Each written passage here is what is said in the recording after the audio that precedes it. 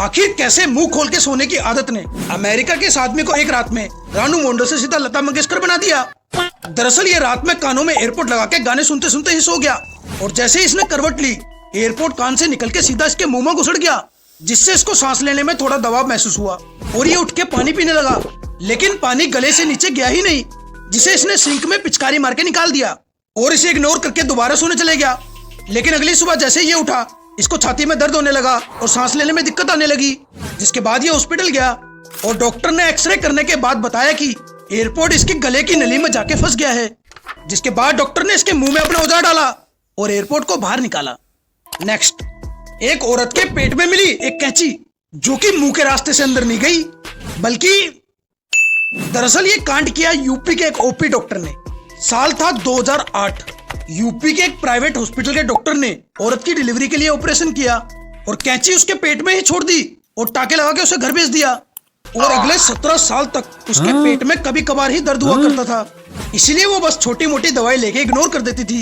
लेकिन धीरे धीरे ये बढ़ने लगा और आखिरकार 2025 में वो हॉस्पिटल गई, जिसके बाद डॉक्टर ने उसका अल्ट्रासाउंड किया और उसके पेट में कैंची देखकर हैरान रह गए कि आखिर वहां तक पहुंची कैसे। और आखिरकार ऑपरेशन करके उस कैंची को बाहर निकाला गया और उस औरत को पेट के दर्द से छुटकारा मिला। नेक्स्ट, आज मैं आपको थलाई कोटल करना सिखाऊंगा। दरअसल ये तमिलनाडु के कुछ हिस्सों में मनाई जाने वाली एक परंपरा है, जिसमें सबसे पहले घर के बुजुर्ग व्यक्ति को ठंडे बर्फीले पानी में घुसा दिया जाता है और उसे पेल के नारियल पिलाया जाता है, जिससे उसका तापमान तेजी से गिरता है और उसके ऑर्गन काम करना बंद कर देते हैं और बुढ़ा टपक जाता है।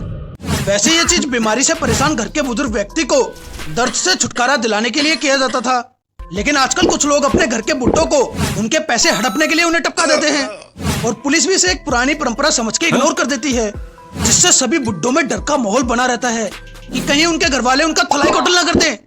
नेक्स्ट, क्या आप कोई नई चीज जानने के लिए अपनी जान दे सकते हो?